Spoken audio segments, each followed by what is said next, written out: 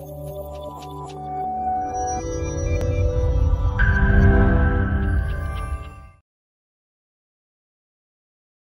hello everyone. We're going to demonstrate how to manage the airway of a patient during this coronavirus epidemic.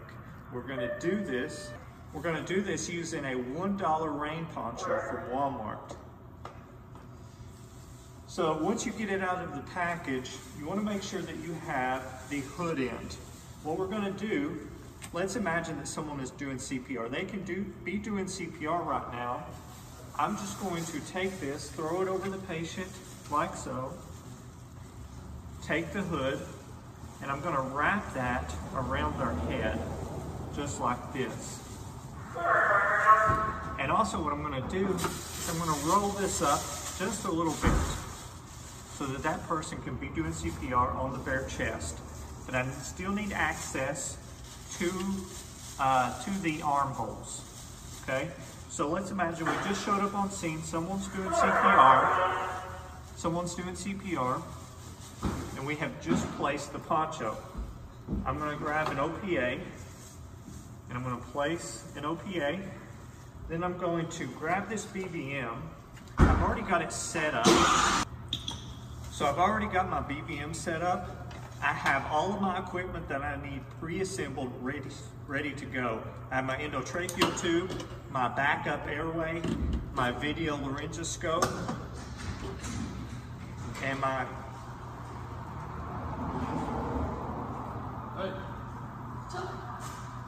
Ducanto catheter. So what I'm going to do, I'm going to put this BVM in my chicken wing, and I'm going to insert the mask through one of the arms and place it securely on the face. From that point, I can pull my arms outside and hold a mask seal just like this. So now, even if I have a mask leak, then the entire team is protected from aerosols.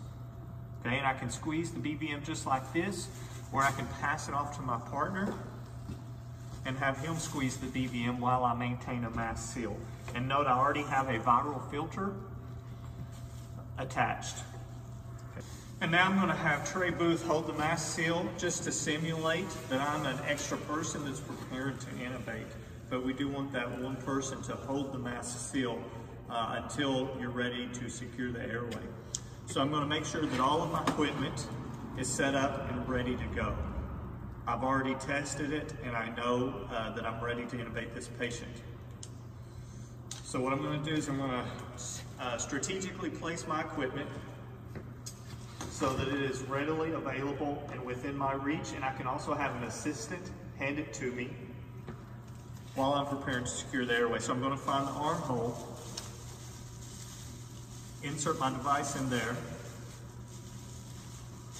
and I'm going to ask Trey to remove the BVM.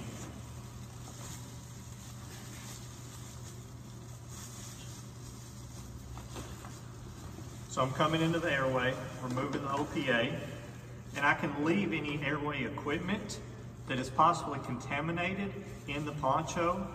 I can set it to the side or on the patient's chest unless they're doing CPR. So I'm going to go ahead and scissor the mouth open, insert the blade. I'm going to grab my Ducanto catheter. And airway decontamination is extremely important. To do to help try to prevent aerosols. So I'm going to perform the salad technique. I'm going to move the Ducanto catheter over.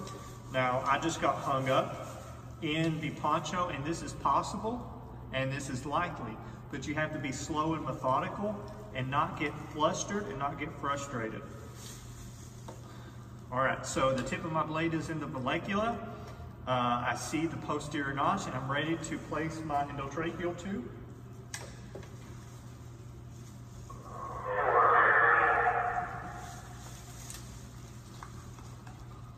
And our BVM is still set up, ready to go. End-tidal CO2 is already on it. The viral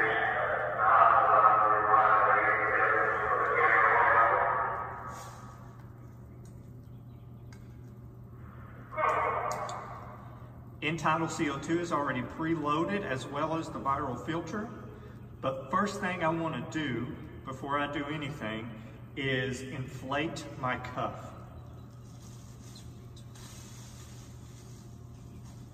So I'm going to inflate the cuff because if I don't, when we start ventilating the patient, aerosols are just going to leak around the cuff and it sort of defeats the whole purpose. Okay. And I'm going to have tray bag. We're going to look for chest rise and fall. Watch for a positive end-tidal CO2 waveform. And once that's done, I can remove the VL device and secure the endotracheal tube. And that is how you intubate patients using a poncho during this epidemic. And we are going to leave this on for the duration of the cardiac arrest or the duration of transport until we convey the patient over to the hospital or the coroner.